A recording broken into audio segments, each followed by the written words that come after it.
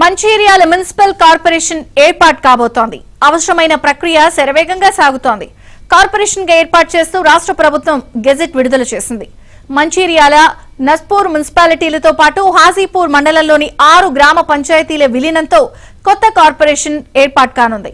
మరోవైపు తమ గ్రామాలను కార్పొరేషన్ లో విలీనం చేయొద్దని ప్రజలు ఆందోళనలు కూడా మొదలయ్యాయి.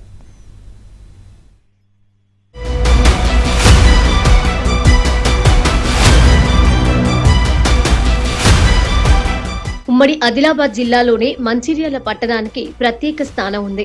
పారిశ్రామికంగా అభివృద్ధి చెందడంతో పాటు రైలు మార్గం అందుబాటులో ఉంది. మొదటిసారిగా 1956లో మంచిర్యాల మున్సిపాలిటీగా ఏర్పాటు కాగా అప్పటి నుంచి అంచెలంచెలుగా అభివృద్ధి చెందుతూ వచ్చింది. 2016లో మంచిర్యాల జిల్లా కేంద్రంగా ఏర్పడిన తర్వాత మరింతగా అభివృద్ధి చెందింది. ప్రస్తుతం 36 వార్డులతో మంచిర్యాల మున్సిపాలిటీ విద్య, వైద్య, వాణిజ్య సదుపాయాలకు నిలయంగా ఉంది. మంచిర్యాల చుట్టుపక్కల బొగ్గు బావులు, సిరామిక్ ఇండస్ట్రీలతో పాటు విద్యుత్ పరిశ్రమలు ఉన్నాయి. అభివృద్ధి చెందుతున్న ప్రాంతంగా మంచిర్యాలకు పేరు వచ్చింది.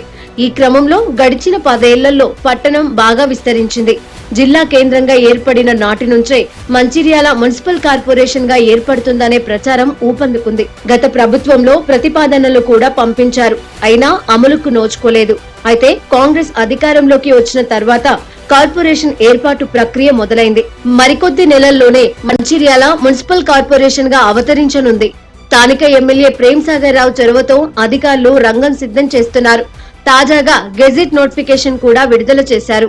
కొక్కిరాల ప్రేమ్ సాగర్ రావు గారి యొక్క చొరవ ద్వారా ఈ కార్పొరేషన్కు తన వంతుగా కృషి చేసి ఇటు మా వేంపల్లి కానివ్వండి, ములకల్ల కానివ్వండి, గుడిపేట కానివ్వండి, నర్సింగపూర్ వరకు కూడా తీసుకోవడం చాలా సంతోషకరంగా ఉంది. ఎందుకంటే కార్పొరేషన్ అనేది కావడం ద్వారా మనకు మా విలేజ్కు, ముఖ్యంగా వేంపల్లి విలేజ్కు చాలా డెవలప్ జరుగుతుందని మేము ఆశిస్తున్నాం. కాంగ్రెస్ గవర్నమెంట్ వచ్చిన తర్వాత ఇప్పుడు ఇది కార్పొరేషన్లో కలుపుతున్నారు. ముల్కల్లా, వేంపల్లి, నమ్నూరు, గుడిపేట, నర్సింగాపూరు ఈ 4-5 గ్రామాలను కలిపి కార్పొరేషన్గా రూపుదిద్దుతున్నారు.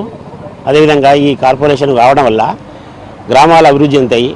రోడ్లు కానీ, డ్రైనేజీలు కానీ, భూముల విలువలు కానీ అనేక రంగాల అభివృద్ధి చెందుతాయి. నూతనంగా ఏర్పాటైన నస్పూర్ మున్సిపాలిటీతో పాటు ఆజీపూర్ మండలంలోని వెంపల్లి, ముల్కల్ల, గుడిపేట, చందనాపూర్, నర్సింగాపూర్, నమ్నూరు, పోచంపాడు, కొత్తపల్లి గ్రామాలు కార్పొరేషన్ లో విలీనం కానున్నాయి.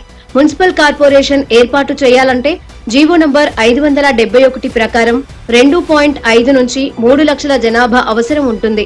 అలాగే 2011 జనాభా లెక్కల ప్రకారం మంచిర్యాల మున్సిపాలిటీలో 36 వార్డులకు గాను 87,153 మంది జనాభా ఉండగా నస్పూర్ మున్సిపాలిటీలో 25 వార్డులకు 76,641 అయితే 2021లో అధికారుల గణాంకాల ప్రకారం మంచిర్యాల మున్సిపాలిటీలో 1,50,000, నస్పూర్లో 91,427 జనాభా ఉంది. అలాగే విలీన గ్రామాలలో కనీసం 13,000 జనాభా వరకు ఉంటుందని అంచనా. 2022 లెక్కల ప్రకారం చూస్తే 2 మున్సిపాలిటీలు విలీన గ్రామాలలో మొత్తం జనాభా 2,54,000గా నిర్ధారించారు. ఈ 3 ఏళ్లలో ఆయా స్థానిక సంస్థల పరిధిలో మరింతగా జనాభా పెరగడం, 150 చదరపు కిలోమీటర్ల వైశాల్యం ఉండటంతో కార్పొరేషన్ ఏర్పాటుకు అడుగులు పడుతున్నాయి. ఖచ్చితంగా ఈ కార్పొరేషన్లో కలిపితే మనకు డెవలప్మెంట్ ఉంటుంది, అభివృద్ధి ఉంటుంది.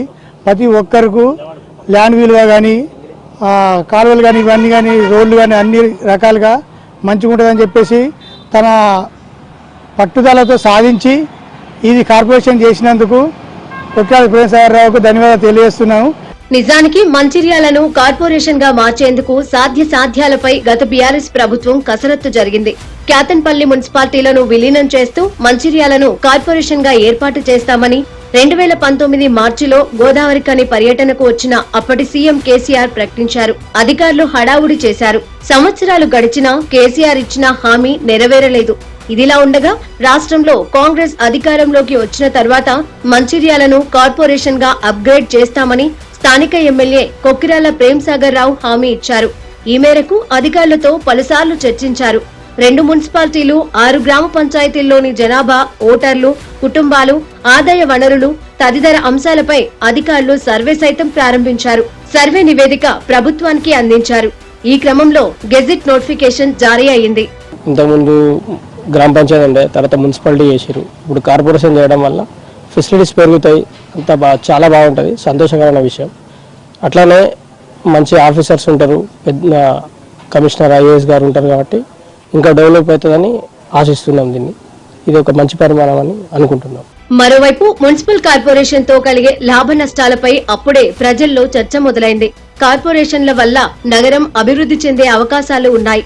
నగర విస్తరణ పెరగడంతో పాటు నూతన పరిశ్రమలు, వాణిజ్య ప్రాంతాలతో ఉపాధి అవకాశాలు పెరిగే అవకాశం ఉందని అధికారులు, ప్రజాప్రతినిధులు చెబుతున్నారు. అయితే అభివృద్ధి ఏమో కానీ పన్నుల భారం పెరుగుతుందన్న ప్రచారం విలీన గ్రామాలలో జోరుగా సాగుతోంది. దీంతో తమ గ్రామాన్ని కార్పొరేషన్ లో విలీనం చేయొద్దంటూ స్థానిక ప్రజలు ఆందోళన బాట పట్టారు. కార్పొరేషన్ తమకు అవసరం లేదని గ్రామస్తులు స్పష్టం చేస్తున్నారు. తమ గ్రామాన్ని విలీనం చేస్తే సహించేదే లేదని అంటున్నారు.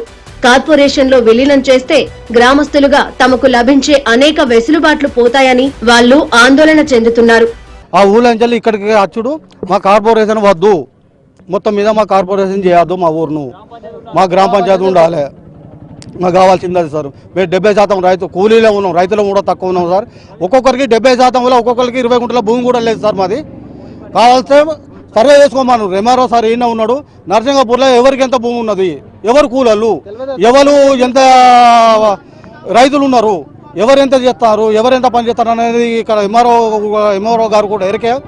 అయినా కానీ మేము 100 రోజుల పని చేసిన మా ఆడోళ్ళు, మా భార్యలు ఏం చేస్తారంటే సంవత్సరానికి ఒక 27 రూపాయల ఆదాయం పొందుతాను సార్. దాని మీద రోజువారి కూలికి 270 రూపాయలు ఇస్తారు. ఇప్పుడు 280 చేసారు దాన్ని.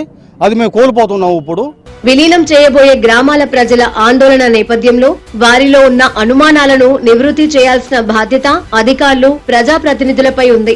రాబోయే రోజుల్లో ఏం జరుగుతుందో చూడాలి.